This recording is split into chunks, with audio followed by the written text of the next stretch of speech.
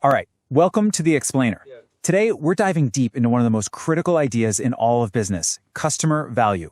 We're going to break down what it really means, how it's actually a two-way street between you and a company, and why, according to some amazing research in the Journal of Marketing, it's pretty much the heart of any modern business strategy. So to really get a handle on this, let's just look at how the top companies in the world think about it. Take a look at American Express. For them, delivering premium value isn't just some line item on a PowerPoint. No, it is the absolute core, the central pillar of their entire mission. And they are definitely not alone. A recent study of top companies, both in the US and in Germany, found that a full 50%, that's half of them, explicitly call out creating customer value right in their mission statements. So this isn't just some corporate buzzword, right? It's a real foundational strategy. Okay, so what is this value that everyone is so laser focused on? Well, here's the key insight. It is not a one-way thing. The research frames it as a two-way street. There's value that flows from a company to you, the customer, and then there's value that flows from you back to the company. And understanding that dual flow, well, that's everything. I want you to think about it like two big gears that have to lock together perfectly. The first gear is all about the value a company creates for you. And the second gear, that's the value that you, in turn, generate for the company. For a business to really work, to be sustainable, those two gears have to be turning in perfect sync. So when you boil it all down, any business that wants to stick around has to master two things. First, it's got to create real, genuine value for you. But second, it has to be able to extract some of that value back as profit, which creates value for the business itself. It's this really delicate balance, a constant give and take.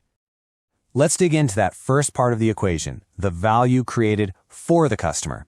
This really comes down to a super simple personal calculation that we all make, probably every day. What am I getting here versus what do I have to give up for it? Now, there's a technical term for this. It's called perceived value. But all it really is your own personal math on the benefits versus the costs. It's that gut check you do right before you buy something, where you ask yourself, is this really worth it? And your answer, whatever it is, that is your perception of its value. And this chart, this breaks down that whole worth it calculation so well. On the get side, you've got all the good stuff. Yeah, the product features, but also the quality, that feeling you get from the brand status, the service, the convenience. But then, on the give side, you have all the costs. And that goes way, way beyond just the price tag. And this is a huge point, especially today. The give side includes all these other costs, right? The time it takes to learn a new piece of software, the risk that what you buy might not work out, and maybe the biggest one in our digital world, your personal data. I mean, think about it. For so many free services out there, your privacy has literally become the currency you pay with. Okay, so now let's flip it around. Let's walk over to the other side of that two-way street. From the company's point of view, how do they measure the value that you bring back to them? And what you're seeing here is a massive shift in business thinking. I mean, the old way was totally backward-looking. A company would judge your value based on what you bought from them in the past. But the modern way, it's all forward-looking. It's not about what you did, it's about predicting what you will do. And the big metric that powers this whole new way of thinking is called customer lifetime value, or just CLV. It's this incredibly powerful prediction of the total profit a company expects to make from you, not just today, but over the entire time you're a customer. It's kind of like your financial potential in their eyes. Now, this is so important. Companies don't just calculate this number and then, file it away. They use a systematic process, just like this one, to actively manage it. They collect data, they model it, they estimate the CLV for every single customer, and then, and this is the key, step 5, they build entire strategies just to grow that value over time. So this is where it all comes together. This is the ultimate challenge for any smart company. How do you connect the two sides of the street? How do you perfectly align the value you're giving to your customers with the value you're getting back from them? It all boils down to this idea of dynamic alignment. Just think of it like being a really smart investor. A company can't just throw money and resources at everything. The goal is to invest in the specific things, the features, the services that create the most perceived value for you, because they know that's what's going to generate the highest lifetime value from you. And you can see, when they get this right, it becomes this amazing engine for growth.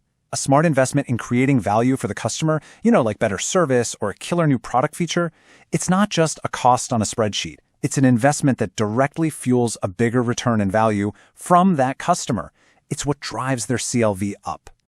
So what does this actually look like in the real world? How does this whole forward-looking CLV idea change how a company actually interacts with you day to day? Well, it basically gives them a whole new playbook. They use CLV to decide exactly who to target with their ads. They use it to figure out how much they should spend to keep you specifically happy. They use it to decide who to nudge to buy other products. And maybe most interestingly, they use it to figure out which lost customers are actually worth the money and effort to try and win back. So at the end of the day, what's the big takeaway? It's that CLV allows companies to be incredibly strategic. It empowers them to treat different customers, well, differently, not based on how long you've been around or some fuzzy idea of loyalty, but on a cold, hard calculation of your future profitability. And that leaves us with one last kind of provocative thought to chew on. The research is starting to show that your total value to a company isn't just about what you buy. It also includes your referrals, your influence, the people in your network that you bring along. So the question is, if your value to a brand includes who you influence, how does that change the way you think about your relationship with them?